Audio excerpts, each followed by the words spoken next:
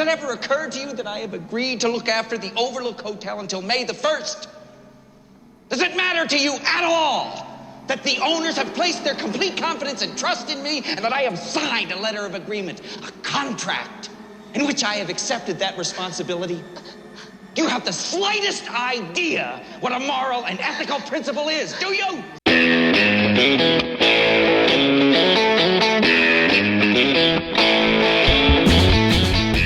And welcome once again to the Cine-Files, where each week we enter the world of a great film, explore its themes, its history, the filmmaking, and the influence it has on us today.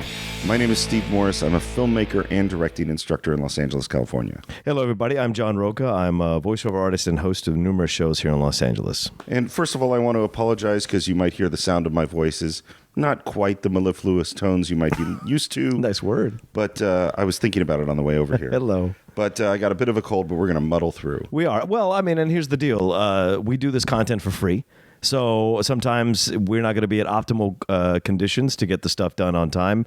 So it just happened to be that you're sick. So that's all right. What we need to work on is the healthcare system for free podcasting. That's right. That's right. Because I feel that we deserve some support. We need to create a lobby for that. That's for sure. I think it's going to be a very small but vocal lobby. That's right. Okay. Today's film is one we've been asked about for a long time. Yeah. A lot of people have been asking for us to do a film from Stanley Kubrick. And Stanley Kubrick is... He might be the great, maybe along with Orson Welles, the great mythical genius of American film. He seems to be put on this pedestal that's really unlike almost any other filmmaker. Yeah, I don't disagree with you. What's amazing about Stanley is that he crosses so many different genres in terms of the type of film. I mean, it's very correlative to the Coen brothers. You can put him in any different type of film, and he will find a way to create and make it his own. Aside from maybe Spartacus, I would say, just about every other film. Spartacus is the outlier. Right. Just about every other film really has the Kubrick signature to it, and up until AI, right? So you get, after Spartacus, all the way up until AI, I think you know you're watching a Kubrick film, and he jumps from something like Barry Lyndon to something like Full Metal Jacket to something like The Shining, to all these different types of something like Paths of Glory, which is a fantastic film. So you have all these different things, and so for him to tackle horror in the way that he did, it's such a Kubrickian film. That's what I would say. Yeah. I think Coen brothers are a perfect example, a metaphor, because what's interesting about the Coen brothers and interesting about Kubrick is even if they're doing different genres of Kubrick, you're going to see a sci-fi film or a war film or a historical epic. What you're really going to see is a Kubrick film. Absolutely. And that's definitely true of the Coen brothers in a way that it's not true of Steven Spielberg or, Kubrick is Kubrick. It's the definition of an auteur. Yeah. So let's go back a little bit. Sure. I want to just go back and talk a little bit about Stanley Kubrick. Yeah. I know we're going to talk about him again, and we're talking to probably multiple times on this show. Probably. But so grew up in New York. He's the child of Jewish Eastern European immigrants. Not a terrible student, but not a particularly good student. Always fascinated by literature and photography. Seemed to be one of these kids that had an inquisitive mind, but that didn't fit into the structure of school. Right. Ended up at a fairly young age, I think 15 or 16, selling his first photographs and became a magazine photographer. Wow. And during that time, and this is in the mid-40s, he became really obsessed with film in the way that we're going to see him be obsessed for the rest of his life. He is not a guy who kind of enjoys things in a casual way. Right. When he would go to the movie over and over and over again, and apparently he would bring a newspaper. And whenever people were talking in the movie, he would read his newspaper. And when the talking stopped, he'd put away the newspaper and study the film and watch it over and over and over again. He was interested in visual storytelling. Right. Made a few small documentaries that he paid for himself, short films, sold a few of them, began making independent films in the early 50s, which had limited success and later have become interesting films to look at. His first commercial success, which is still not a real commercial success, is The Killing. Yes, with Burt Lancaster? No, it's Sterling Hayden. Yeah, Sterling Hayden, yeah. Really cool movie. Yeah. Really cool. It's low budget crime movie. It is really like a beautifully made kind of noir crime drama. Right. And through that he meets Kirk Douglas, and they make his next film. So he's made these little documentaries, fairly small independent film, and his next film is Paths of Glory. Right. And Paths of Glory is fantastic. It really is one of these films that nobody talks about, one of these war films that nobody talks about, that really explores the ugly side of war, and not just war, politics of war, you know? And the futility of war and the madness of war. And you have this one character, Kirk Douglas, trying to fight for justice and in this system that's just insane. Yeah. And it's really in Paths of Glory, I think, that you start to see what are going to become those Kubrick touches. You got to start to see those long tracking shots. You start to see the use of deep space, of one-point perspective, that sort of visual style that's really Kubrick's. And he begins to do the thing which he becomes famous for, which is take after take after take after take after take. After Paths of Glory, he makes Spartacus, which is the biggest movie ever made at that time. Right. And this is, it's like his fourth movie. And Kirk brought him in on that. Kirk brought him in. Because he was another director had started. Yeah. And Spartacus, I think, as you said, is the least Kubricking of the movies. It's a really good movie, but it's a very different kind of film. Then on to Lolita, Dr. Strangelove, which is a fantastic film I'd love to talk about. 2001. And then after 2001, he only makes 1, 2, 3, 4 films. Yeah. So what's one of the interesting things about Kubrick is how few films he actually makes over a 50-year period. Yeah. From 1950 until 2000, Eyes Wide Shut being his last film. Yeah. It's a very few movies.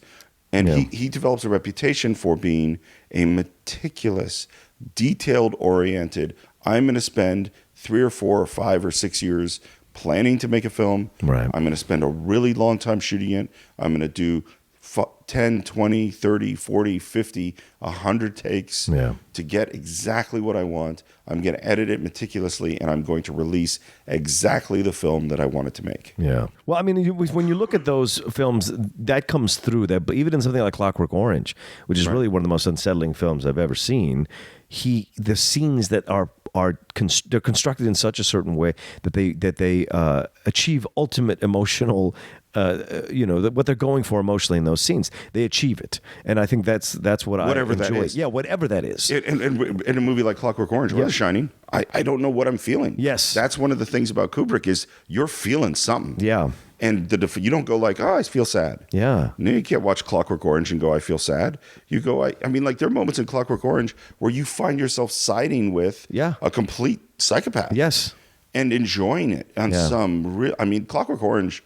That's definitely a movie I would love to talk about here too. Is like a movie that it brings you into the horribleness in this really unsettling way. Yeah. So you gave a little bit of a hint, but we haven't actually said which one of the Kubrick films we're doing. And we were thinking, as we said in sort of our mission statement, we want to do every single genre. We don't want to favor dramas over comedies or action films over something else. And one genre that we haven't done is a horror film. Yeah. And so we're going to do 1980s film The Shining, based on the Stephen King novel. Yeah. So John, how'd you first come to The Shining? I think I came to it like maybe in the last 20 years.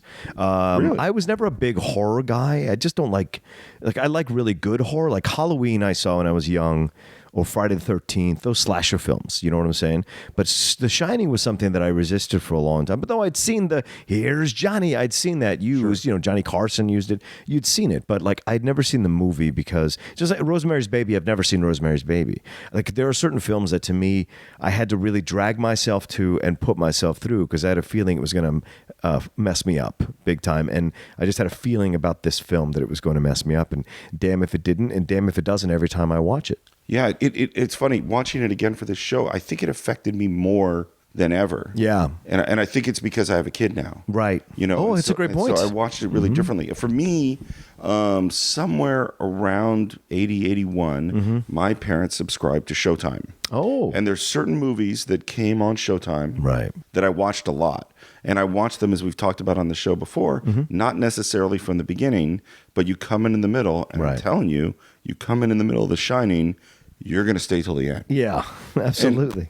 And this is something I wanted to talk about with Kubrick, and particularly this film, is that there is a tone here that you get, and that's almost what's holding you in, because the pace of the film is really, really slow. Yeah, it's languid, Yeah, languid's a good word. Yeah. Like but there's something about it that you just can't stop watching. Yes. Once you get into it. Yeah, and you would think it'd be boring because it's these large halls, this very old 1940s, 50s type of vibe to it. It's very weird with the Native American kind of mixture with this gold colors. Like, it's just a very weird combination of styles that feels very dated, but yet it's engrossing with how it keeps you in it because it's so expansive. You feel like you can never get out of the place. It's so big. And Oh, yeah. you're constantly exploring the rooms, whether on Danny's big wheel or watching Jack and Shelley Duvall get the tour or what have you. You're seeing so many, the expanse of the maze, all of it just seems so large and engrossing. It's almost like you're exploring the corridors of your own mind, you know? And I think that's such a great, for me, has always been symbolic of the Overlook Hotel, that it's your mind. You know? I think that's absolutely right, and I think the metaphor of the maze is key for the film. I mean, the both like one of the interesting things. Have you read the book, by the way? Yes. The book, one of the big controversies is the book is quite different. Yes, it is. I had never read it until 2 weeks ago. I decided. Oh, wow. I like Stephen King a lot, and I was like, oh, well, we're going to do this podcast. It actually was sitting on my list on my little Audible account. I was like, might as well do it. I found the book to be less different than I expected. Mm-hmm. They are different. And what do you think of the book, by the way? I enjoyed the book a lot. I think it is different in terms of the power of of how deep he goes into his mania is really highlighted in the book. There's more of that explored. I love the fact that the whole idea of him driving a red bug versus the yellow bug. Like, there's all these little things that are in the book that are different than the movie, but give you an idea that what Kubrick was doing was his version of Stephen King's The Shining. He wasn't doing Stephen King's The Shining. I mean, the difference between the red bug and the yellow bug, that to me is like, who cares? You know, It's symbolic to me. To me, that's just, you know, if you read books and see movies, that kind of stuff has changed all the time. The bigger ones to me are things. So in the book, there's clearly a haunting at the hotel. Yeah. The haunting has a clear, malevolent voice. Yeah. You hear the voice. That haunting, whatever that evil spirit is that's haunting the hotel, wants Danny. That's actually the main plot of the movie, is that it's using Jack as a means to get Danny. Right. So that's one element that's just very. Whereas in the movie, while there are clearly mystical things happening, it's much turned down in a way, in the sense of there isn't a ghost, right? You know, an evil thing that makes sense and has a motivation and a goal, right? The other difference, which I find really interesting, is because the book is very internal, and you get to hear all three of the characters or four of the characters when you add Dick Halloran. Yeah. I don't know why I can never remember his name. Anyway, because to me he's always Scatman. I think that's why. But what's interesting is that because you're so in Jack's thoughts, the pain of the situation is just really different. Yeah. And in particular, in reading some interviews with Stephen King, who hates the movie, yes, he does, hates it, is that this was written at the time when Stephen King was dealing with his drug and alcohol addiction. And so it's a very personal book for him. Yeah. And it was written at a time when he saw himself as a threat to his wife and his family. And because the movie makes Jack just really a clear psychopath, is that personal element and the internal torment is turned way down, and because the ghost in the hotel doesn't really exist, the external forces forcing Jack to go crazy are turned down. And I think those are the big differences to me. And I think those are all great points, Dave. I think what's fascinating to watch in the movie is that Jack is the focus of the movie, not Danny. Absolutely. Jack is the one they want to turn. Jack is the one they want to influence to kill his family and to do exactly what the caretaker did the previous winter and force him into that situation. But what's interesting about the presentation of Nicholson's character is from the beginning, you can tell he's an unstable guy. Absolutely. At no point do you think this is a very well-adjusted man with a wife and child. He is unhinged from the beginning, from the way that Jack Nicholson plays him as Jack does Jack. This is full Jack. This is full Jack from beginning to end. In fact, this is 130% Jack. There's no Jack that is as Jack as what he does in this movie. This is where the parodies begin in this movie, But even in like when he's driving them up the road to get to the Overlook Hotel on closing day, the way he answers Danny with a pause, then answers, pause, then answers. You know, there's this kind of thing where where they feel like they're an annoyance to him rather than things he loves. And I think that's different from the book. In the book, you can tell that he loves his wife, he loves his son, and he is struggling so hard not to go into the mania of what is being presented to him by the evil spirit that is haunting the Overlook Hotel. In this, it's just a matter of time. It's really a matter of time. Well, even in the very beginning in the interview. Yes. So we should say, by the way, as always, our warning. Oh, yes. This is a 36-year-old movie. Yes. We don't care about spoiling it for you. Right. If you haven't seen the film and you're a cinephile, then you should watch this film because it's a really important film in film history. It is beautifully crafted as every single Kubrick film is, and this is worth watching without us spoiling for it because there are a lot of surprises in it, as any good horror movie is going to have. Right. The basic story is that a man who's a writer and his wife and their young son are going to go live at the Overlook Hotel, which is way up above the snow line, and take care of this huge, elegant, old-fashioned hotel for the winter. And that in the past, there was another caretaker who murdered his wife and twin daughters with an axe. And they're a little bit worried that someone might go stir crazy here. And as I mentioned in this interview, Jack Nicholson plays Jack Torrance, is suave and charming and says, no, that's never going to happen. And right there, he's full of shit. It's like no big deal to him. It's like, wait, I should take a look at this again before putting my wife and my son into something like this, But for him, he's so focused. He's not a good guy in any way, shape. There's not one redeeming thing about Jack Torrance in this film. And I think that's also what's different from the book. There's not a redeeming thing about this guy. At no point do you think there's not, at no point do I want to cheer for him. At no point do I want to feel sorry for him. At no point do I think he's fighting hard enough against the demons where it would seem as if he's being consumed rather than willingly walking into the light. You know what? You're right. There isn't. It took me a second to process that, but between the interview where you don't trust him, the car ride where he tells his kids about the Donner Party. Right. They got snowbound one winter in the mountains. They had to resort to cannibalism in order to stay alive. I mean, there are some moments where he does show some concern about the family, but they're really small. Yeah, and they're only to get to the next goal. There's not there's not the real thing. And when he flips out on her for her disturbing him while he's typing. And we're gonna make a new rule. Whenever I'm in here, you hear me typing. Whether you don't hear me typing, what the fuck you hear me doing in here, when I'm in here, that means that I am working. That means don't come in. Now, do you think you can handle that? Yeah. Fine. Why don't you start right now and get the fuck out of here?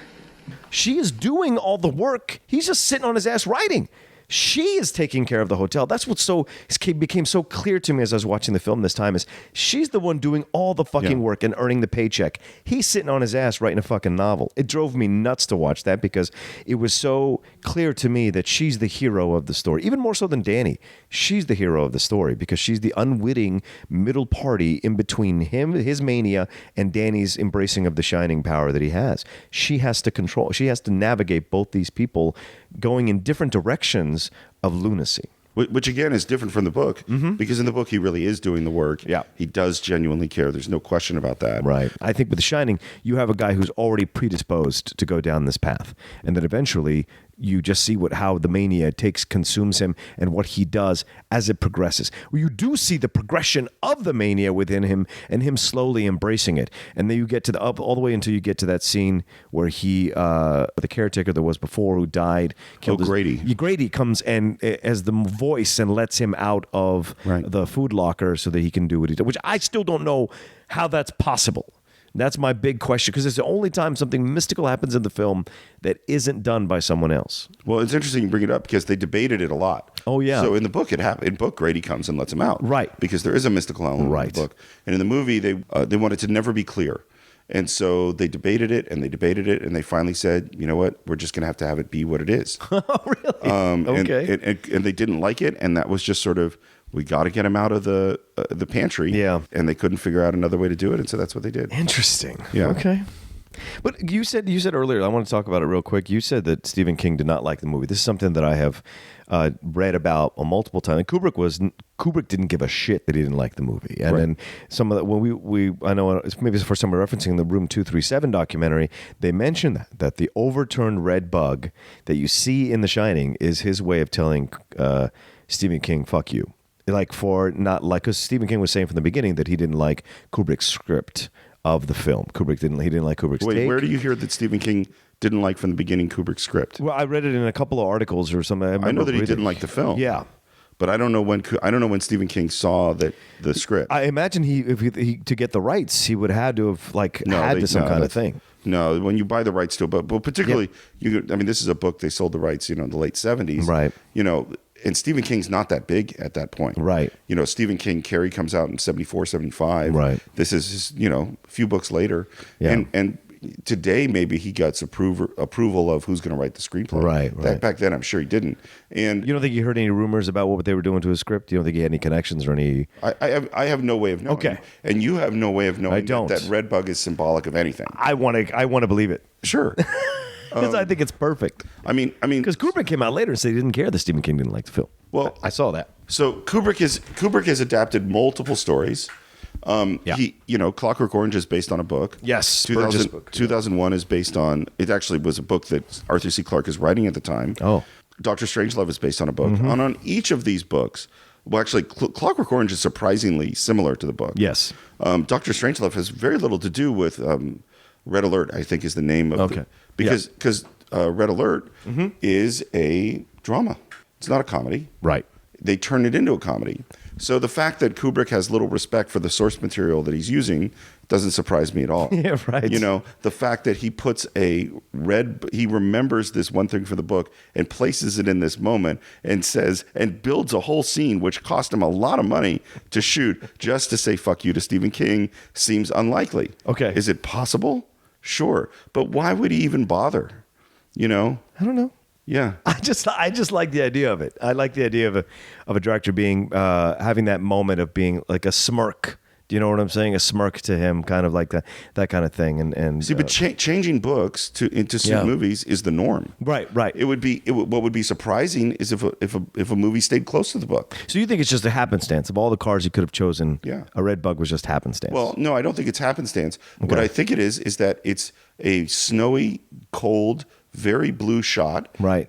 Kubrick has excellent, perfect color and visual control. Gotcha. And the red bug would stand out. If you had a blue bug or a green bug or a brown bug or a gray bug or any other color car, it would not stand out. Okay. Kubrick also has tremendous shape control because this is something we could talk about in terms of the visuals of the film. So I feel like you're defending this. I feel like you think you're defending Kubrick on this. I'm not defending Kubrick. I'm exploding the ridiculousness. You think it's ridiculous? Yes, All right, I do. Fair enough. I do. All right. Is that so? If I find an interview where he said I actually did that, on purpose, then I would acquiesce. I would publicly apologize.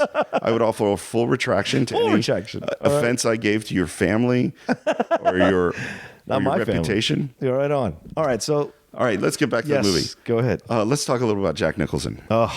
We talked about something when we did 12 Angry Men, which was we were talking about who is the Henry Fonda today and who is this person today and what actor is like that actor. There's no one like Jack. No. Jack Nicholson is one of the most unique actors of all time. Right. And he is not a chameleon. No. Jack is going to be Jack, but he actually has tremendous range.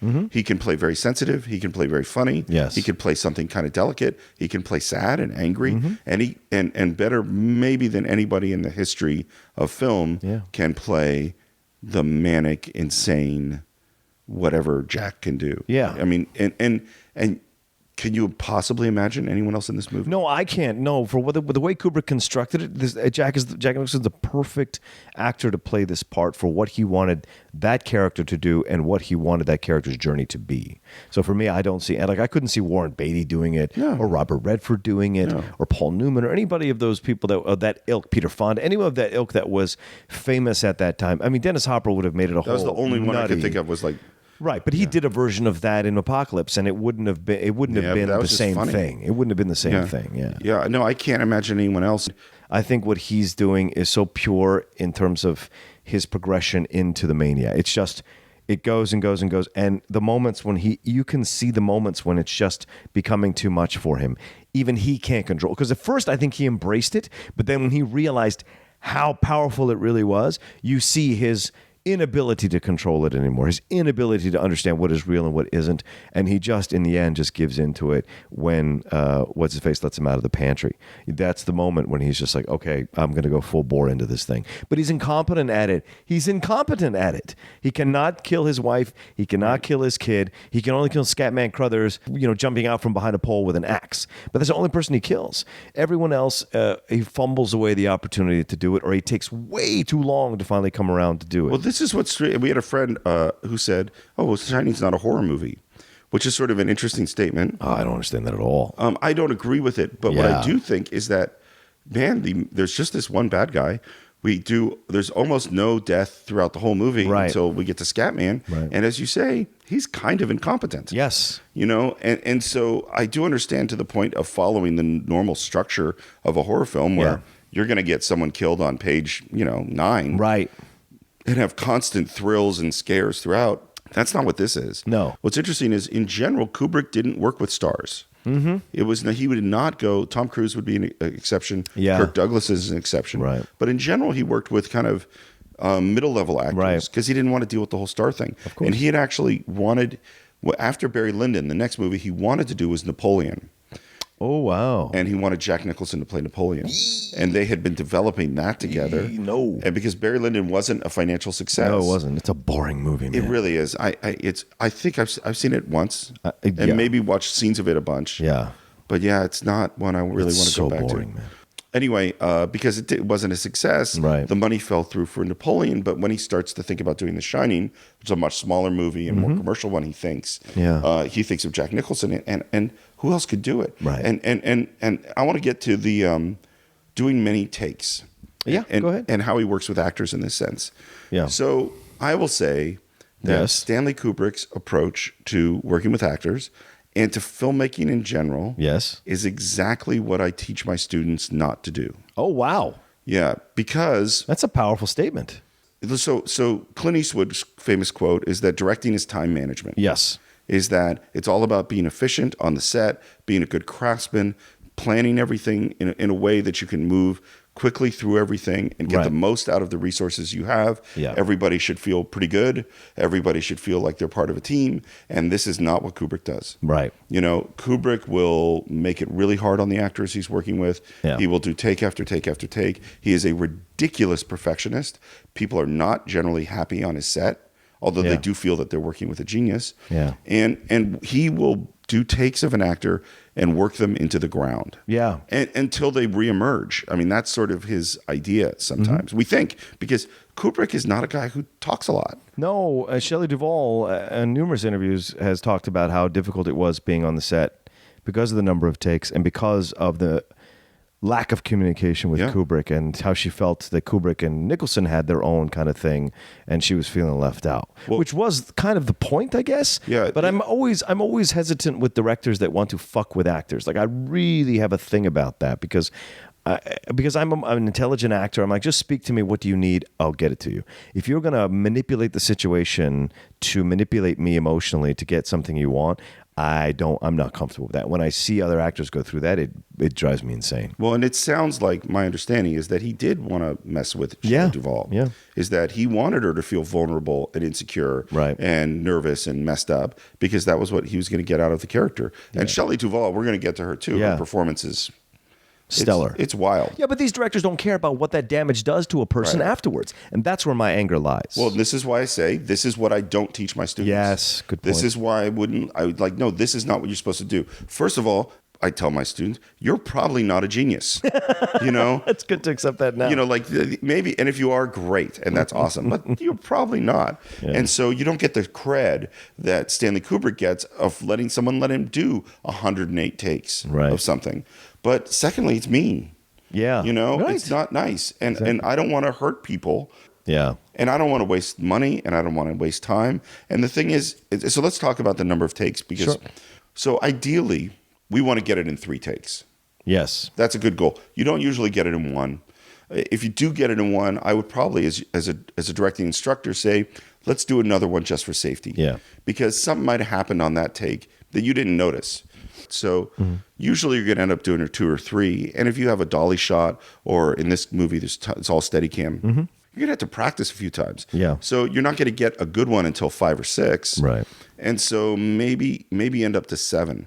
And Spielberg said an interesting thing. He said that either the first or second take were the good one, or the 7th. And I like this reasoning a lot. This makes a lot of sense to me, which is the first or second take that the actors do it. It's fresh. Yeah. And they're hearing that other actor say it for the first time. They're doing the movements for the first time. And so when they're reacting, and we always say that acting is reacting most of the time, they're really reacting because it's all new.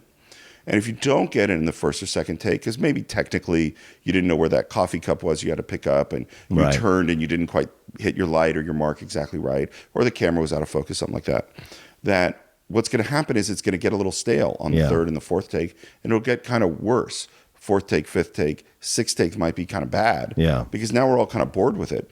But by the sixth take, now all the technical stuff has gone away. Yeah. And you rediscover the scene. Just like you do in rehearsal. Yep. You rehearse a scene for a while and it gets yucky and crappy and lifeless. And then when everyone's really smooth and really got their moves, you make new discoveries. And that's the seventh, eighth take. Yeah. Kubrick does 40 takes. Okay. And sometimes he does 100 takes. It's insane to me. Yeah. And there are a lot of reasons why he does another take. Yeah. One is that visually he wants that camera not really, really, really close to exactly the right spot. Right. He wants it in exactly the right spot. Right. And when you're talking a Steadicam shot where someone's running down a hallway for 2 minutes to stop and land with someone's nose directly in the center crosshairs and no shake on the camera, that's really hard. Yeah. So he wants that. The other thing that people have said is when you look at what happened to Jack Nicholson, is he starts out, he gave sort of a regular performance. Yeah. And then he gave another flavor of it and another flavor of it. And then he would give more and more and more. And then he would become exhausted. And then he would give less and less and less and less. And then he would go, what the fuck do you want from me? And he would go crazier and crazier. And then he's just trying to do anything. And he would do these insane, insane takes. And that's what Kubrick wanted to get him to. But do you ever think that that's just Kubrick? Like, it does not mean that the first or second take wouldn't have still had the same effect, wouldn't have still been just as powerful. It's just the 40th take for Kubrick was the one that Kubrick liked, but 95% of the audience would have been just fine with that first or second take. Yeah, absolutely. This is why I wouldn't tell my students to direct like Kubrick. Chaplin did the same thing. Charlie Chaplin would do the same thing, drove his actors crazy. And that was before unions and before any kind of respect for actors existed. They would do 100 to 125 takes. There was all kinds of stories about him doing multiple and multiple takes to get there. And of course, while I'll tell my students to not direct like Kubrick, I'm not Kubrick. Right, true. You know what I mean? Like, and the man is a master of filmmaking. Yeah. And so who am I to say that having the center of somebody's eyes 1 millimeter off center punch is not what's making this movie work? It's a fair point. I don't know. Yeah, it's a fair point. What do you think? So, do you want to talk about Shelley now? Do you want to move on to something else? Let's talk about Shelley. Because I want to talk about her because we're talking about the takes. She's so good in this movie. Oh, yeah. And Shelley is one of the most unusual looking actresses you'll ever see. But it's sometimes the combination of the face, the voice, the body works. And in her, it works, you know. There's a strength to it in the back of her that you can hear when she does any role, and especially in this. When she tries to explain to this child doctor, the pediatrician, how Jack hurt Danny's arm, she's doing that scene is great, isn't it? And that's done so well by her because that is a wife who has saddled herself to a man that she thought was something else, and he's become something else. And when he's hurt their child, it's becoming clear to her the mistake she's made, but she can't lose face in front of this pediatrician because she is not ready to accept and open up the mistake she's made by choosing this man to be her husband and the father of her child. Well, and she's still trying to not believe it. Yes. She's still internally going, no, it's okay. Yeah. It really is. She's trying to excuse it. Yeah. And if you look at, stories or read stories about women in these kinds of relationships, That's what you have to do. Yeah, they give it away a little bit when her hand shakes as she starts lighting her cigarette, which I noticed this time. You see her hand just shake real quick. It's a real quick shot, but you see her hand shake a little bit, and it's her holding it in because she knows she doesn't want to face it, right? She doesn't want to accept it yet. And when she holds Danny later, after she thinks Jack has choked Danny, that's where you see that she's accepted that he is terribly violent person, and the absolute worst person she could have chosen, and insane, right? Yeah. But also, what I like about her is that, in my mind, I see women like this all the time who have been brought up in these overbearing households with very strong father figures, and so they just see that as love. So they find another man who is exactly the same, and then they get into a relationship, they get into a marriage, and then they realize years later, when they finally come into their own as a woman, that Jesus, this is not love, this is not the right thing. The fortunate ones get out of that kind of situation, and you see in that moment when she grabs Danny later in the film that she realizes the situation that she's in, which is why I think she swings that bat to his hand and knocks him down the stairs with the bat, because she's realized no more. Well, but even in that scene, she is in the process of realizing it. Absolutely. The first time she swings that bat, there's nothing in there. No. That Jack has to do so much to get her to the point where she hits him. Right. And even then, she feels terrible about it. Right, she does, because she doesn't finish the job. No. She puts him in the store, in the food pantry, like you said. Well, how do you? I mean, like, this is, You just bash his skull in. Well, I understand the physics. But emotionally, to get to the point where, like, you accept the fact that the only choice I have here. Yeah, and it's great because she's walking backwards. She's saying, I'm confused. I just don't want to go back to my room. That's her wanting to shut away what's happening. But Jack, you're right. Jack does all the work in that scene, because not in the work in terms of acting, but work in terms of making her accept the fact that he is insane. Because he says, Wendy, stay away! Darling, light of my life, I'm not gonna hurt you. You didn't let me finish my sentence. I said, I'm not gonna hurt you. I'm just gonna bash your brains in. I'm gonna bash them right the fuck in. That's when she realizes, okay, this is it. Well, in a way, interpreting this movie, we interpret this movie as about insanity. We interpret this movie about addiction and alcoholism. We could interpret this movie about codependent behavior and a woman in a battered woman in a bad relationship. Yes. And what it takes to finally accept your own strength and your own, rights to have your own life and to protect your child. So let's talk about Danny Lloyd. Sure. What he does and what he has to do is a lot in this film. Yeah. And I worry about that kid in the making of this movie doing 40 takes of screaming for Stanley Kubrick. I really do. Well, I don't know if he's screaming, because you don't hear his scream to the last scream. Right. So maybe he's just opening his mouth really loud. But he is so believable when he's scared out of his mind, when he doesn't understand what's happening, when he's having those conversations with, was it Steve or Timmy? Tony, the little voice that Which is lives an in my interesting mouth. name, Tony. Yeah. You have to give him that voice. Yeah, the voice in his mouth that hides in his stomach. That he's able to convey a reality in that. Just even the opening scene where he's eating that sandwich and talking to his mom, there's just a power in that's unsettling. And the kid is fantastic in the film. Well, and they auditioned thousands of kids, as I'm sure they did. because it's really hard to find. Yeah. And the doing the finger thing, that's something Danny did in the audition. Oh, wow. Yeah, he invented that. It's not in the book, and that's one of the reasons they cast him, because he did this weird thing that they really liked. And one of the interesting things about the film, normally when you shoot a film, you shoot out of sequence. So you shoot whatever is convenient to shoot in whatever order, because again, to use the Clint Eastwood rules, we're trying to be efficient. Yeah. Kubrick doesn't care about being efficient, so they essentially shot it in sequence. Holy shit, So the whole movie in sequence? Yeah. Oh, my word. Well, it's mostly on sets, so it's not as hard when you're shooting on sets. And one of the advantages is, because it ended up taking close to a year to shoot the movie, Danny grows. Oh, right. You look at him at the end of the movie, you look at him at the beginning of the movie, he is a lot older. That's a good point. And if you hadn't shot in sequence, it would have been really hard. Yeah. Because this kid would be getting bigger and smaller and bigger and smaller. Right. And then we get to Scatman Crothers. I love Scatman Crothers. He's this really unique guy. I remember growing up with him on Chico and the Man. Yeah. All these shows. And he was a buddy of Jack Nicholson. Jack Nicholson was the one who brought him in. How funny. Okay. And he's the one who Kubrick maybe pushed the hardest. Oh. The scene with Danny and Scatman. Yeah, when they're having ice cream? 138 takes. What? Yeah. Does your mom and dad know about Tony? Yes. Do they know he tells you things? No, Tony told me never to tell him. Has Tony ever told you anything about this place? About the Overlook Hotel? I don't know. Wow. 7-minute scene. It is a long scene. They were shooting it for, I think, over a week. Yeah. Shooting 3 shots. Wow. Yeah. And And they're just staring at each other. Yeah, they're not doing this. Not complicated camera moves. No, it really isn't. And Scatman apparently kind of broke down. Like said, Stanley, what do you want from me? This old man who's lived a life. Yeah. Scatman was a band leader and a musician and all, had this whole life. And now he's, an older gentleman, and this director just breaks him down. Apparently, Danny had no problem. He just kept doing it. But Scatman couldn't handle it. The other thing I love about Scatman Crothers, which we just have to give one moment for, are the paintings in his room. Oh, yeah. Such a great room. We're just going to have to take a moment to think about Kubrick's choice to put those particular paintings on the wall. If you haven't seen the film, just do a Google search. You'll see what we're talking about. There's something. So one of the important things to talk about in this film is the Steadicam. Okay. We're pretty soon after the invention of the Steadicam. It's invented in the mid-'70s.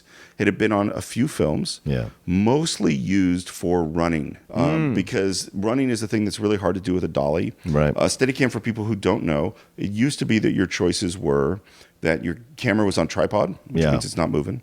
It's on a dolly, which means you lay down tracks, which takes a lot of time, and then the tracks might always be in your shot. So it affects how you shoot the scene. Right.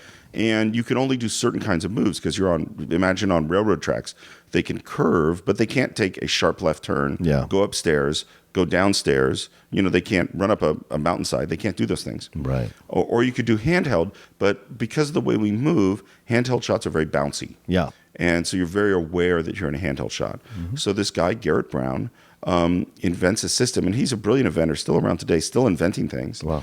Where basically it separates the camera from the person. So the person wears a big vest, and the camera is on a gimbal, and it's basically the same technology they used if you wanted to have an oil lamp on an old sailing ship, and you wanted it to stay up and down so the oil didn't spill, it would slide back and forth on this thing called a gimbal. Okay. And that's what they build for the Steadicam, and it allows a person to move essentially separate from the camera. Right. So the camera moves smooth.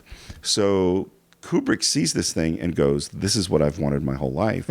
And he brings Garrett Brown, the inventor of the Steadicam, and he shoots about 2/3 of the film. Wow. And it's all of these remarkable, remarkable shots. Yeah. And what was interesting for Garrett Brown, because everyone had only used him to run, but Kubrick didn't want that. I mean, there's like 1 or 2 running shots, but mostly it's moving very slow. And there's this slow, smooth move throughout much of the movie. Yeah.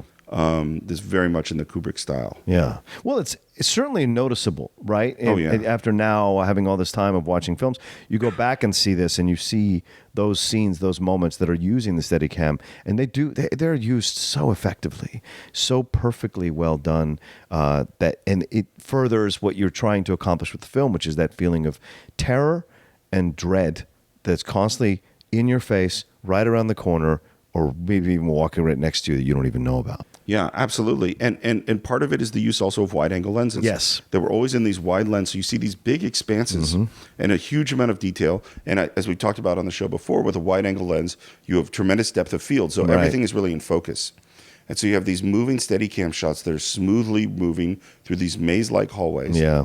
And you have these wide-angle lenses with tremendous detail. Right. And combined with this droning, dissonant sound music, there's a tremendous feeling of dread throughout. Yeah, I mean, when Danny's going on the big wheel, I'm sure that's his guy in a Steadicam following him as he goes, because there's no dolly tracks. Right. So it's obviously a guy in a Steadicam following Danny as he goes around the corner through. Just the sound of it on the carpet, and even the sound of it going to the wood and then back on the carpet, all of it is, for me, it brings back memories because I grew up with big wheels and having big wheels. Right, I'm sure, those kinds of things. You recognize those sounds, and they take these innocent child memory sounds and turn them into something completely horrific, when he runs into the twins and the blood from the elevators, and then seeing the images of the twins hacked to death by an axe. Oh, it's terrifying. Ugh. Let me go back to that shot. So Sure. first of all, to do that Steadicam shot, how they did it was they took the Steadicam, which would normally be the camera to be about chest high. Yeah. And they took the Steadicam rig and they switched it to upside down and mounted the camera upside down Oh, wow. to film so that and it's essentially moving about 3 inches off the ground. Yeah. For the Steadicam shot. And then the thing about the sound, which is absolutely right, that sound is amazing. That was a discovery. They were rolling sound. The sound is right down near the big wheel. Yeah. And when they get into the dailies is where you watch what you shot the day before, there's that sound. Yeah. And Kubrick didn't expect it. None of them expected it. And they're like, that sound is amazing. It is great. And that's just live production sound off. Yeah, the day. wow. Yeah, really amazing. Yeah. I want to talk about one more technical thing Sure. before we get to the twins and the Okay. blood and all that stuff that Yeah. just, those twins, man. But hold off on them. Yes. Is I want to this is again I'm going to try to explain something that's very visual, but it's really important for watching Kubrick films, which is that Kubrick loves 1-point perspective.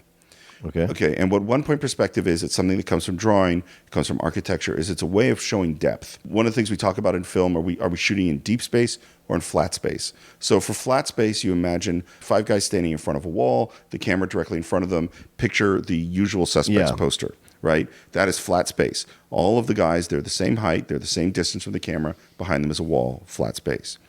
If you have those guys arranged, one really close to camera, so his head is really big, Yeah. one a little further away, so he's medium sized, one really far away, and they're next to a wall that's getting smaller and smaller and smaller, we're in deep space now. Right.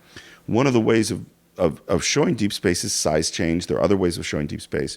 But one of the most important ways is using a 1-point perspective. And what a 1-point perspective is if you imagine that you're standing on train tracks and you're looking out into the distance, you will see those train tracks slowly move towards each other at an angle until somewhere way off in the distance they join. Yeah. That is the 1 point. Okay. So Kubrick loves 1-point perspectives. You'll see them in Paths of Glory, in Full Metal Jacket. You see them in 2001, is angles that are going towards each other. And we might not actually see where they meet. Right. But if you look from the interview shot, from moving down the hallways with those Steadicam shots, over and over and over again, they're 1-point perspectives. Yeah. And if you go on YouTube and you search Kubrick perspective, you will see multiple videos that back to back to back to back are showing you how he's using 1-point perspective. Wow. And he uses it over and over and over again.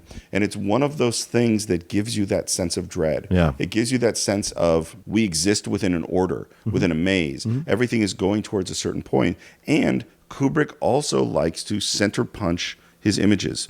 So what this means is, I think we talked about in other podcasts, the classic way of filming something would be that I have someone on the left side of the frame and they're looking towards the right, and someone on the right side of the frame looking towards left. Kubrick wanted all his people, when they're talking to each other, they're directly in the center of the frame, and they're looking just barely off to the side of the camera. Right. And to the point where he and Garrett Brown would have arguments on take 38 because those crosshairs weren't right on someone's nose. Right. If they were just a tiny bit to the left or right, he wasn't happy. So everybody is always in the center, direct center of frame. And that is definitely within Kubrick style, and nobody else does it that way. That's why Kubrick films look like Kubrick films, because he loves that. Yeah. Wow. And this also goes to the meticulousness of how he makes films. Yeah. I mean, Kubrick would build, before they built these sets, they built models of all the sets. Right. And he's moving little cameras through the models, and he's putting little lights in all the models, and he's doing the mathematics of how to expand from this 1/4 inch model or whatever it is to the big set, and what will that mean for every single light and where's everything. That's why it takes 5 years to shoot a movie, because he's planning everything out to the most meticulous detail. You can't disrespect that. No. If you want to do it right all the way to the end. I can think it's crazy, Sure. but I cannot disrespect it. No. So let's talk about those twins. Yeah. It might be the scariest image I know of in a movie. Wow. I mean, I should say, I'm not a horror movie guy. Yeah. But just he comes around that corner and those twins are sitting there. They're just so, and the music hits. It's like an amazing film moment. And what they say. Come play with us, Daddy.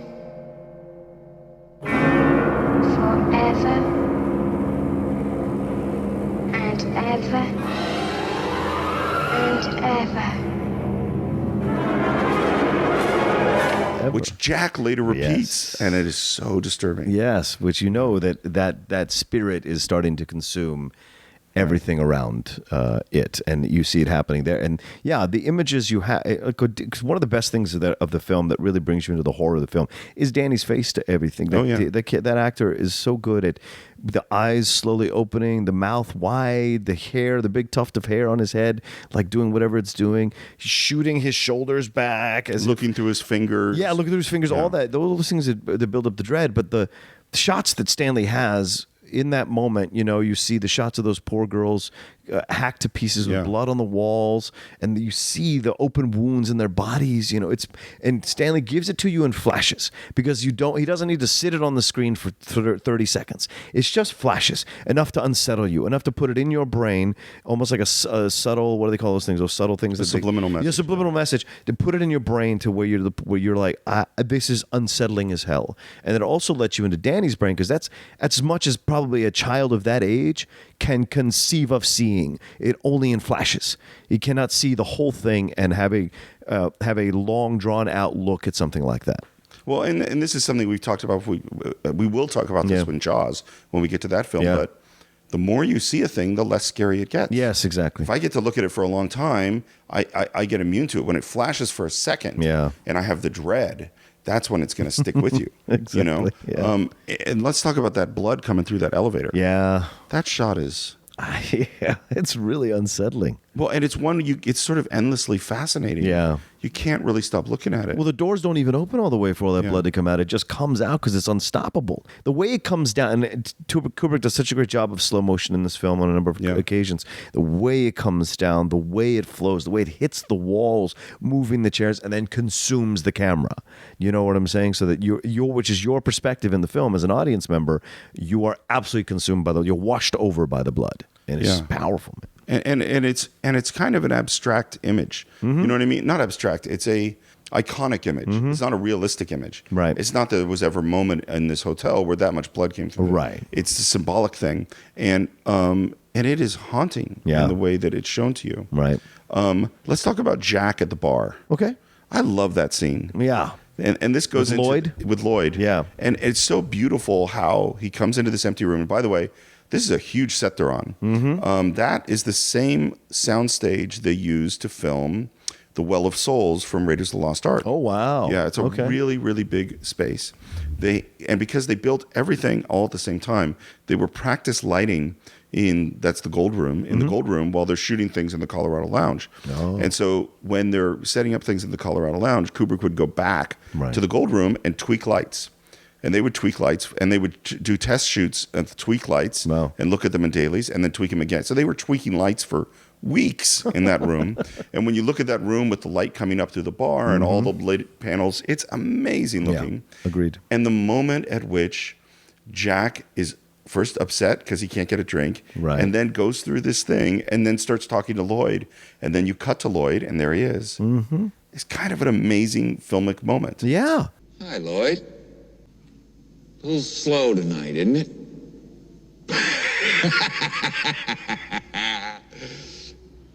Yes, it is, Mr. Torrance.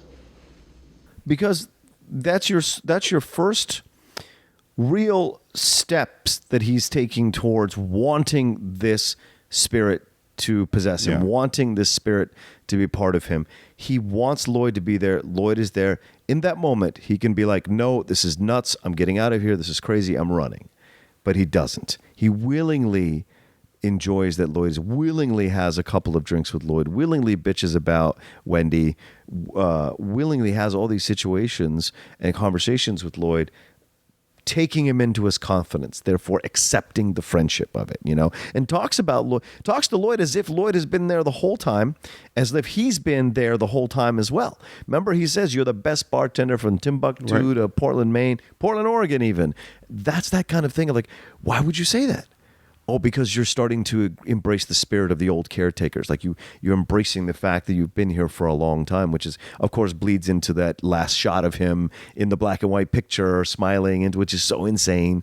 And so it just lets you know, like, he's being possessed by whatever spirit is there. I think even more in the book, it's very clear what's happening, because there really are ghosts and spirits. Mm-hmm. Whereas in the movie, it's like, is this a crazy guy just having a conversation with himself? Right. And kind of imagining all these things. Yeah. And to what degree are these things happening? Right. And there's also, in the way that Lloyd is filmed, he's kind of the devil. Yeah. And the drink, which we know this guy's an alcoholic who's been Right. sober, that drink is very much treated as the selling of the soul. Yeah. You know, and continues to be throughout the film. Yeah, and that actor who plays Lloyd is so great from Blade Runner as well as the head of the Trail Corporation. Oh, that's him. Yeah, that's him. Of course that's him. Yeah, with the glasses and everything. Yeah. Yeah. And if you recognize the former caretaker in the bathroom, that's the guy from Clockwork Orange who is Right. the dad of Malcolm McDowell. But that actor that plays that part is so good at playing Lloyd. You're right, he has that, you have that visual of the devil because he's so, like his skin is so tight on his face, the eyes are so big, the hair is perfectly coiffed. He's lit from underneath. So Yes, those shadows. exactly. All of that just really works, and the way he delivers the fact that he stares at Jack for just a moment before he speaks lets you know that he has the power in the situation. Yeah. It's so well done. So Yeah. well No, it's done. beautifully done and creepy. And very creepy. Yes, Yeah. exactly. And ironically, in the room that she loves the most, that Wendy loves the most, which is with the gold and pink, her two favorite colors, you know. So that's and the fact that he's a recovering alcoholic for 5 months, hasn't touched a drop since he hurt Danny's arm. He willingly drinks that to become the alcoholic, to become this. This is him rejecting what he should do as a man in society and embracing the insane side of himself because he no longer wants to be put in what he thinks is a cage. If he's actually drinking anything. Of course he isn't, but in Yeah. his mind he is. Or if this is the thing about this movie, Yeah. and this is the thing about Kubrick. Kubrick is not going to let you walk away knowing how to feel. Of course not. And so what you walk away with is you go, was this a mystical thing about the man who was always the caretaker, Right. who was being pulled back into the spiritual place with the Native American burial ground, Right. where he has been over and over again? He's part of this thing, and that is what's happening here. Yeah. Or is this a movie about a alcoholic, psychopathic, Right. schizophrenic who goes fucking nuts and tries to kill his family? I would say that's possible, except that food pantry moment. Yeah, The when it food gets- pantry moment is the moment that makes that for me is the moment. There's that two other changes. things. Is the one thing I would say I don't like in this movie? Yeah. Is one of the other things that makes it impossible, which is that Shelley Duvall's character sees crazy things in the hotel in the final sequence. Oh yes. She sees the weird dog giving possibly oral sex to somebody, which is something that's in the book, by the way. Right. She sees, skeletons covered with cobwebs. She sees the guy bleeding, saying, "Great party." Yeah. And that stuff is the stuff I genuinely don't like in the movie. Wow. Yeah. And Is it because it isn't earned? You don't see it earned, or is it because it just two reasons. One is Shelley Duvall just pushed her son out the window into the snow. Yeah. To save him. To save him. And then Jack goes away to go kill Scatman Crothers. And she goes to find her son. But for Yeah. whatever reason, she goes upstairs. Like, you just pushed your kid. Oh, yeah. Why aren't you going outside? Good point. Why would you believe he's in the hotel? So that's Right. one reason I don't like it. And the other reason is it just becomes cheesy. It's not scary to me. Right. And well, Shelley Duvall does an amazing jowl-shaking, frightened face. Yeah. By the 8th time I see it, Yeah. it's having less and less effect. Yeah, it becomes comical. Yeah, and so that last sequence, it's kind of Yeah. a little Haunted Mansion-ish for me. The other stuff going on, like Jack limping through the maze Oh, and all that so stuff, great. is amazing. And how deeper he goes into his voice, I think is great when he's yelling for Danny, because that's as close as he's going to get to being some kind of evil spirit. He's like, Danny, he's going deeper and deeper into it because he's becoming more and more of a primal animal. And you see that the limping, the dragging of all of it. He's becoming almost caveman-like. And then at the end, he just dies with that devilish grin on his face, or devilish look on his face, rather. And which he's so good at doing. Those kinds of He's things, great. yeah. I mean, Kubrick likes. He's always liked shooting high angles on the head, looking down in this weird way for a really long time. He did it in Full Metal Jacket. He has those shots. He has them in 2001: A Space Odyssey. You have them. He really likes it. And there's one in particular where he's on Jack for a really long time. Yeah. Jack's is really the best. Something about his eyebrows and his kind of tilted head down, looking up stare. Right. That it's just and Kubrick loves that shot. Yeah. He really loves that shot. One thing about the maze. So this was all shot in England. Oh, yes. Except for the exteriors. The exteriors are of a hotel called the Timberline Hotel, which is in Oregon. Yeah. The interiors are modeled after the Ahwahnee Hotel in Yosemite. Oh, right. And the Ahwahnee Hotel in Yosemite is where I got married. Right. And I've been there many times.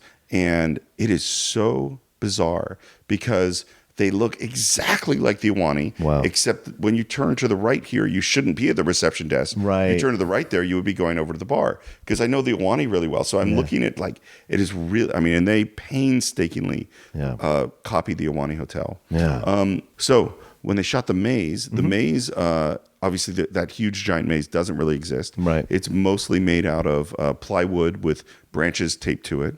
It's not nearly as tall as you would think it is because they use these wide lenses. It's probably 8 feet tall, but it looks like 16 feet tall. I mean, it looks huge. When they did the winter stuff, it was 90 degrees. Oh. They're using dairy salt spread everywhere. That's what the white on the ground is. Really? And styrofoam. Oof. The dairy salt eats through everything. So after a week of shooting it, you need new shoes.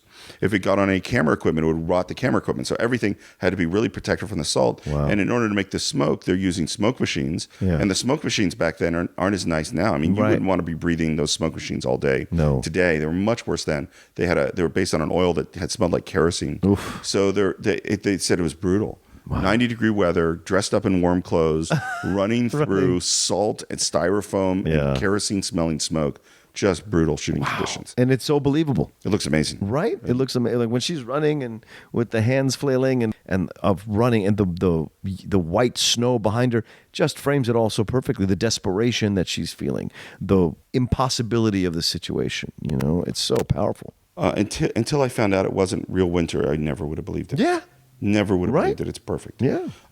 Let's talk about not the documentary Room 237. Okay. But let's talk about going into Room 237 in the film. Yes. I think this is a remarkable sequence. Yes, agreed. The handheld POV shot of Jack, naked woman getting out of the tub, and then that beautiful edit to the older woman who's rotting. Oh, God. That moment is so disturbing in the film. It really is. And again, it's all slow. Yeah. It's really, really slow. And I was having soup when that scene came where up. This is going like an idiot. I was having soup when that scene came up. I was having beef with country vegetables, and I had to put my spoon down because it's so disgusting to watch that scene and try to eat meat. It's very disgusting. The allure of the woman, the change. I don't know who that woman's supposed to be. I don't know who the old lady's supposed to be. I don't know if that's the caretaker's wife that he drowned in the tub, maybe. Well, in the book, it's explained who that is. Oh, it is the caretaker's wife? Okay. No. It's an old lady. There are a bunch of deaths. Okay, that are in the book that it goes into. Yeah, so you see her coming out of the water. Once again, it's flashes, right? Because you don't need that much. But that shot her from behind with her decaying butt cheek and whatever and all that, and then decaying parts and of her body. Horrible cackle. Yeah. It is rough. And his reaction to it, too, is like, that's the moment where he could be like, oh, F this. This is all nuts. I don't want to be a part of being nuts. I got to get out of this. But no, it still isn't enough to change it. When he goes into back to their room, he lies to Wendy that there's nothing in that room. Yep. He lies to, and then he gets mad at Wendy when Wendy wants to get them out of there because it's a bad environment. He gets upset at her, he turns it around on her, and then storms out. Well, this is the thing about his character is that we don't ever get a chance to be sympathetic with this guy. Not even for a moment. He is not particularly nice through the first act of the film. Nope.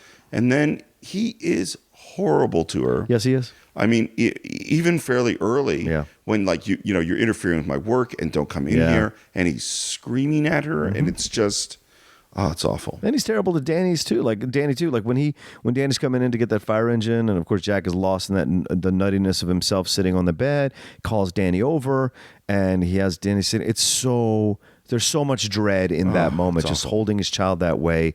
And answering his questions, and Danny does such a great job acting that part because he is maintaining the same level the whole time while he's asking the question. It's so fantastic, and Jack is having to play off of it with his growing irritation. Did your mother tell you that? You see that. And I think this is why the movie is so much harder for me now. Yeah, sure. That scene in particular, because I'm so much more sensitive to a little boy and what they're. And my son is exactly Danny's age. Yeah, I was going to ask you if that's close. Yeah, yeah. I mean, he's 5 years old. My kid's 5. Yeah. So I'm so much more sensitive to that. This is a human, right? That this is a human with feelings and with thoughts and with sensitivities, trying to figure this out. And I'm imagining this kid being pulled into the arms of this man. Yeah.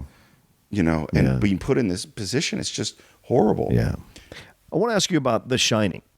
Do you believe in this kind of thing? Do you think this thing is possible? Obviously, there's ESP, people who are psychics, that kind of jazz. Do you think this is something that's real? Like the whole thing with Scatman Crothers says, there were points where we got to the point where my grandma and I would have whole conversations without opening our mouths. Do you think this is possible? The communication between mental energies without speaking. I did not expect to be answering this question. So I don't have an answer that I've thought out. I have here. I definitely believe. What's your gut reaction? Yeah. Well, I definitely believe there are more things in heaven and earth that are dreamt of in my philosophy. Hello. Nice Shakespeare reference. Sure. I definitely believe that. Yeah. I am very wary of. I'm trying to think of how best to put it. Okay. This is actually something I've thought a lot about. In martial arts, as you know, I do Aikido. Right. The middle word of Aikido is ki. Ki refers to mystical energy. And what we talk about a lot in Aikido is we're moving ki, we're sensing ki, we're flowing with ki, we're extending ki, we're doing all these things. And what I see is that people, if you do martial arts, you experience a whole bunch of phenomena. Yeah. I've blocked stuff that I never saw. Wow. You know what I mean? Yeah. Sure. I've thrown stuff and felt like I didn't do it. Thrown someone without feeling like I did anything. I've thrown someone without touching them. Right. And people experience these things and they go, that's key. Right. And they use this word to lump all these phenomena together. And I don't think that's what's happening. What I think is, I think if Merlin were around, he would not think that what he did was magic, because he would think what he did makes perfect sense. Right. So I do think there are certainly things that happen that we can't explain. Right. I also think that we as humans love to create patterns. Yes. This happened, and therefore that means this. Yeah. And it's the therefore that I usually have a problem with, because I'm like, well, you don't really know that happened. Right. For instance, people go like, oh, I dreamt that my mother was dying and then I woke up and she was dead. Wow. You know, like, and you've heard this story a lot. Right. But we're not very good about checking all the times we dream things that don't end up happening. Yeah, right, exactly. You know, and so it's like, yeah, that happened and that's amazing. Right. But to what degree can we go that's mystical? And to what? Yeah. And I don't know the answer. Okay. So that's my answer. What's your answer? I do believe in a lot of the extrasensory perception stuff. I believe that there's that white noise that people talk about with spirits trying to communicate through electrical paths. I do believe that we are as human beings, we're a bunch of synapses putting together. We're some kind of electric energy. You know, in the Matrix, they use us to use our body's electricity to power their world. Do you know what I'm saying? So it's certainly possible. It's a terrible plan. I'm just saying, it's certainly possible to have this thing exist in the world. And I've seen things or read stories of people who have a certain amount of understanding and intuition. You know what I'm saying? If you can be an empath, then the next step is that ability to sense or predict or feel that you know what's going on with someone else. So it's just interesting, that kind of stuff. So I enjoy it. I think it exists. I also believe in aliens. I also believe in all this kind of shit, because why wouldn't there be? So to me, it just seems logical. Other people can put it down. You're more than welcome to your opinion. My belief is I believe all that mystical stuff because anything is possible, because we as human beings only use 10% of our brain. So we don't know how much of our brain. You know, you're going to argue that too? That 10% of the brain thing is such a... that's a thing that's been said forever. Of course. And there are no statistics that say this is true. What? It's not true at all. No. Yeah. Why would it ever become true if it'd be something to be said if it Because wasn't people have been saying this thing forever. How will you measure how much of your brain do you use?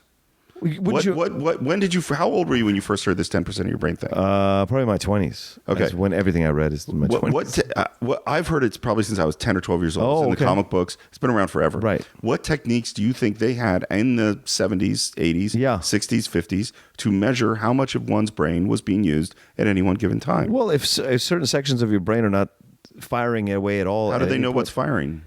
Wouldn't they see synapses or something clicking or something like that? So only now... And brain activity. Only now when we have an fMRI machine are we capable of watching in real time what's firing.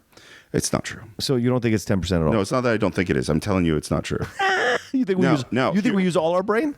Oh, of course we do. Oh, but not all the time. And here, so here's the thing. We've digressed. We're totally devolving. But I will say this is who knows if this will make the pod? Yeah, this will be a supplemental episode. Sure. Steve and John talk about mystical shit. Yeah.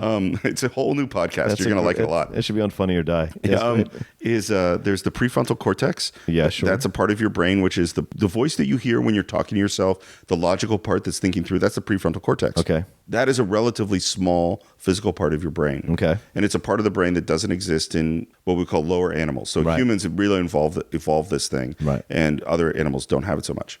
But there's a huge visual cortex. It's running all the time, every time your eyes are open. Gotcha. So saying we're not using this, it's like, no, I'm using my amygdala every time I have emotions. Right. It's not my prefrontal cortex. So you're using all these things all the time. Right. The whole 10% thing is like just some weird thing that someone said, and everyone just started repeating it. And there's no facts to back this up at all. I'm going to do more research on this. Okay, you send it back to me. I will. I'll send you stuff too. All right. Let's get back to the movie. So let me ask you this. All right. What is the most disturbing moment in this movie for you? What's a great question, Steve?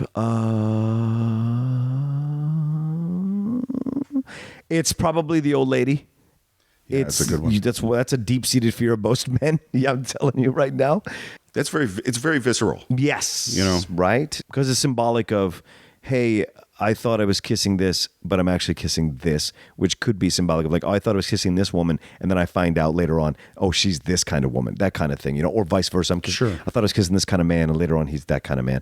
But I think the shot of the girls cut up in the hallway is the most disturbing for me because they're defenseless little girls, and that is a powerful thing for me. Yeah.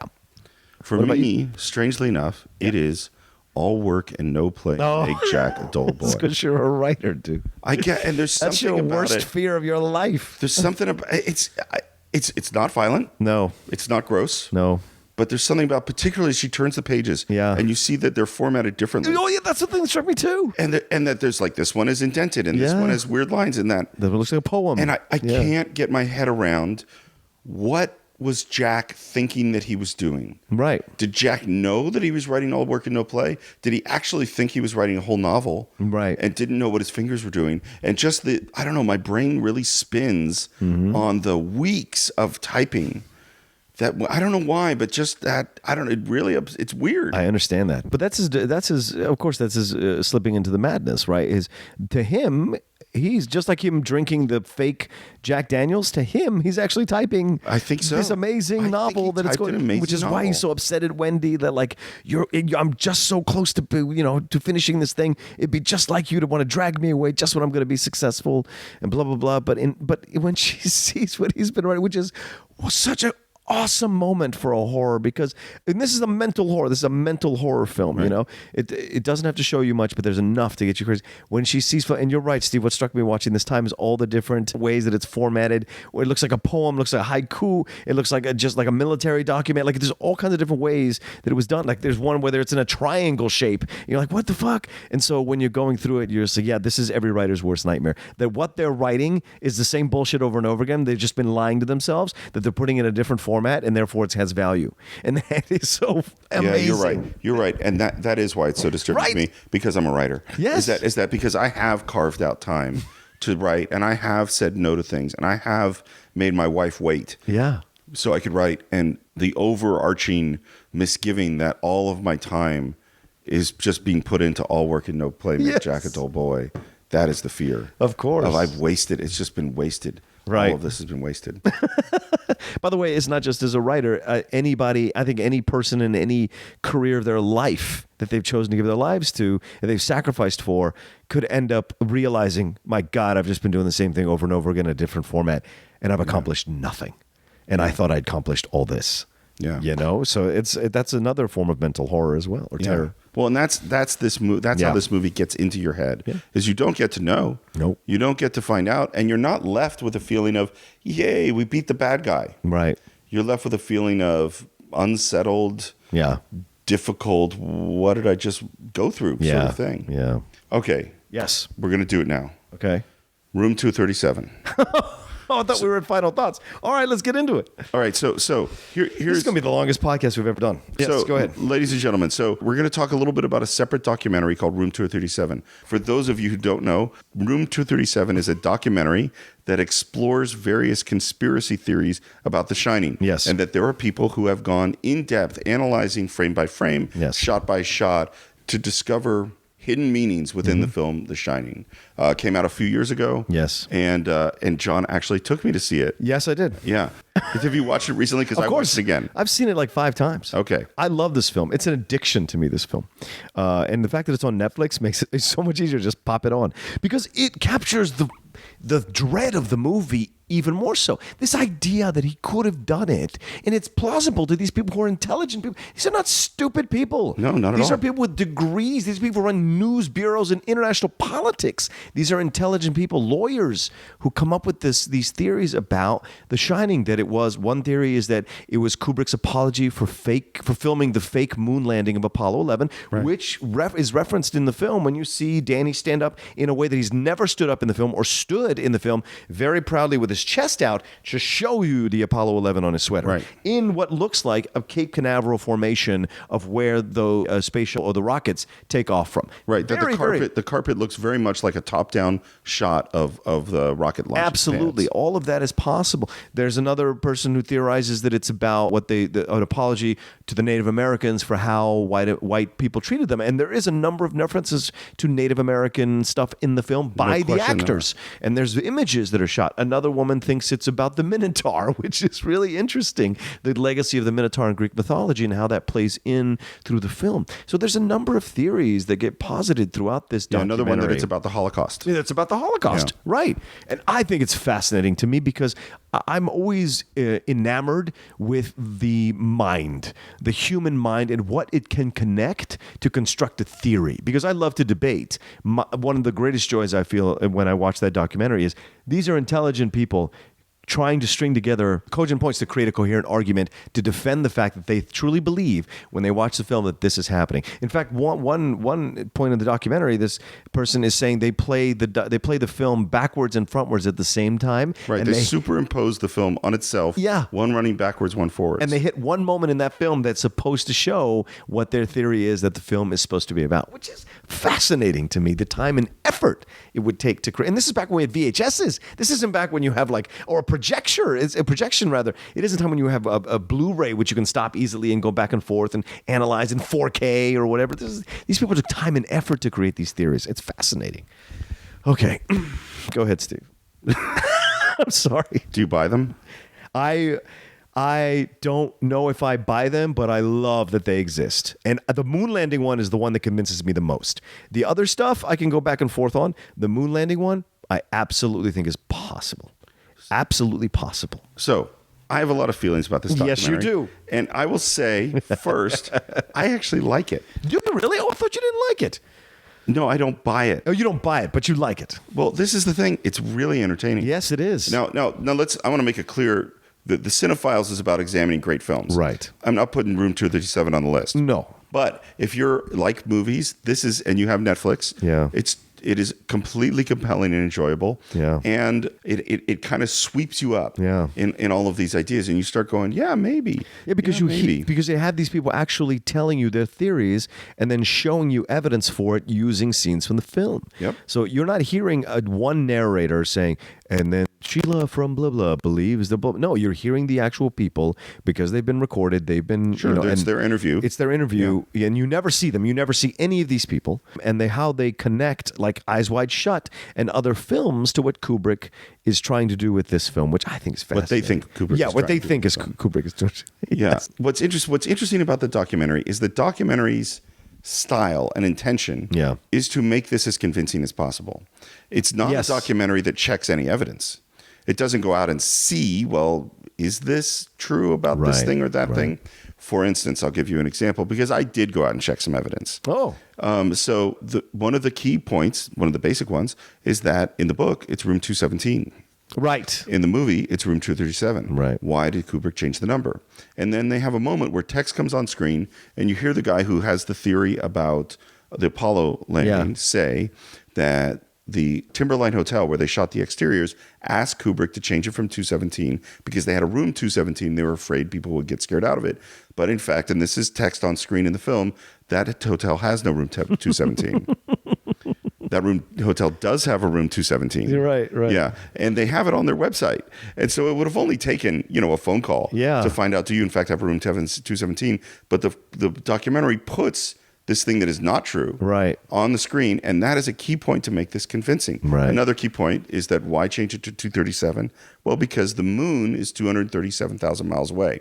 The moon is not 237,000 miles away.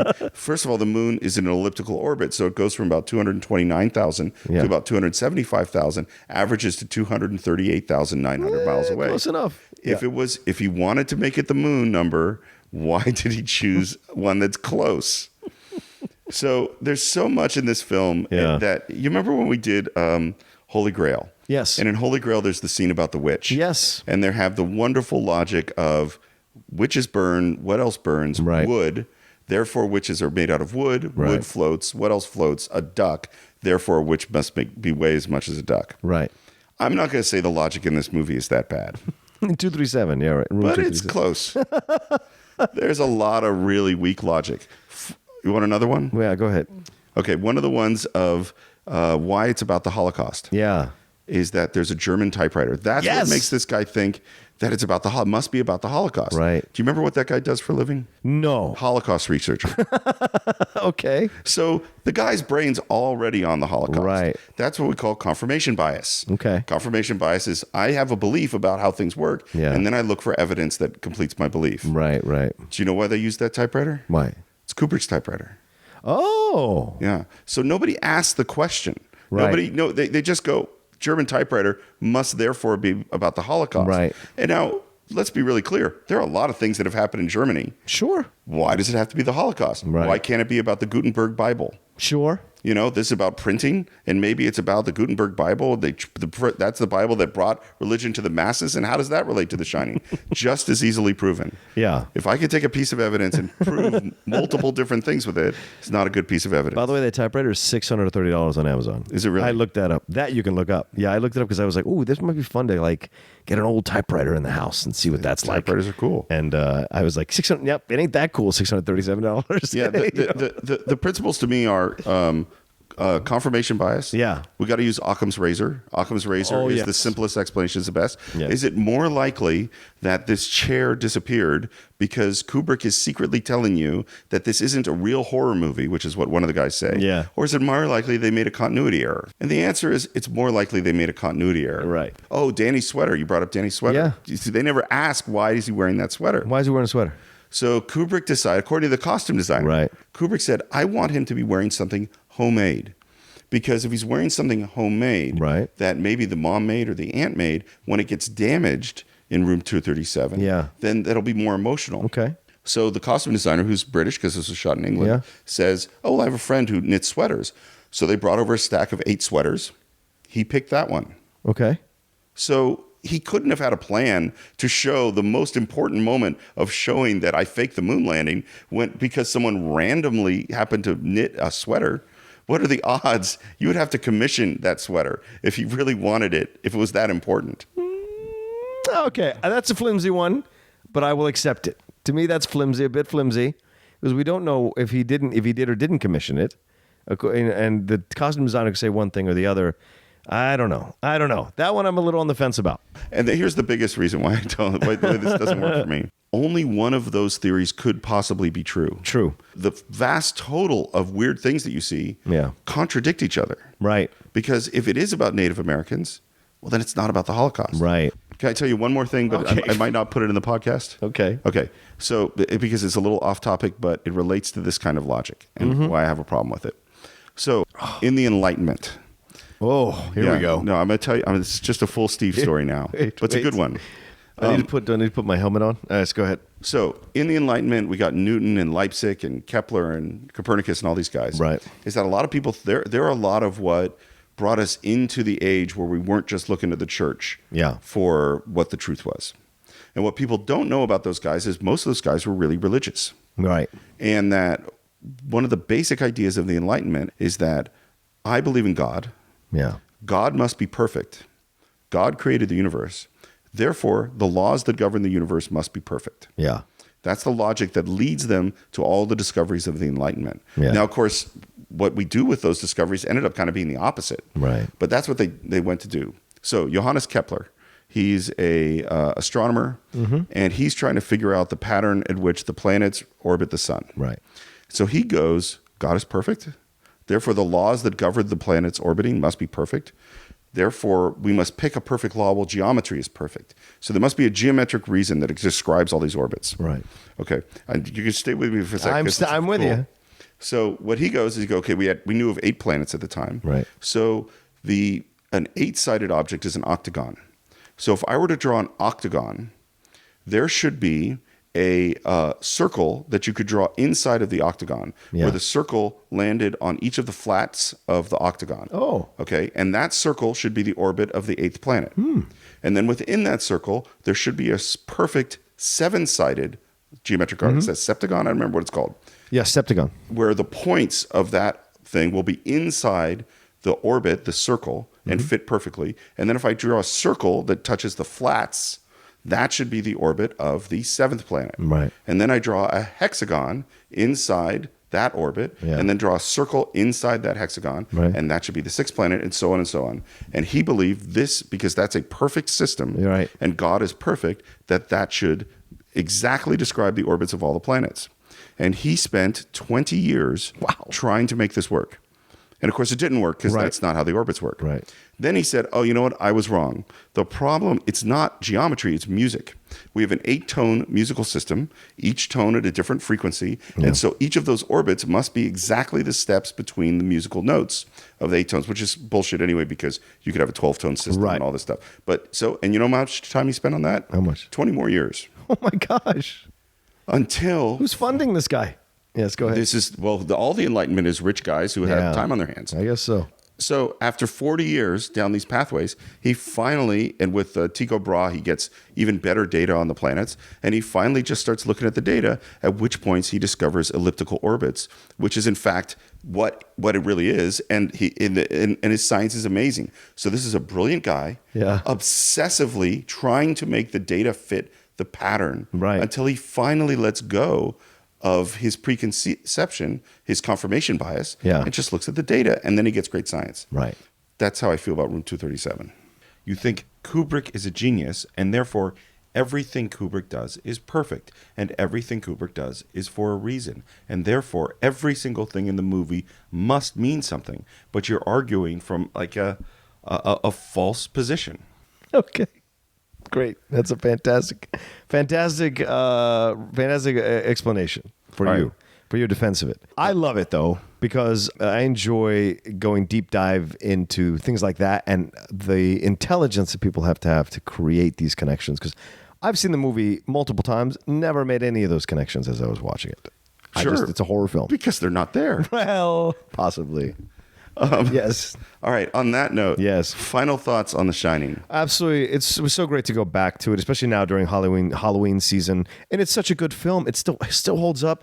Jack Nicholson, Shelley Duvall, Danny Lloyd, they're all just so good. Scatman Crothers also good in the film. Even the smaller character actors, like all of it does such a great job of getting you into the vibe of this really unsettling, scary situation that you have no idea what's coming, but you know that it is going to mess you up. And the film is still so incredibly effective. It does not show a lot of horror, but what it does show is so powerful that it stays with you for a long time after the film. Yeah, that's what I'm really curious about. So for those of you who haven't seen The Shining, how's it hold up? Yeah. Particularly if you're a younger viewer who, when you think of a horror film, horror films have evolved so much and are so much their own genre. Right. And The Shining is its own thing. Yes, it is. And I'm really curious, does it suck you in the way it sucks me and John in? Right. Does it seem slow?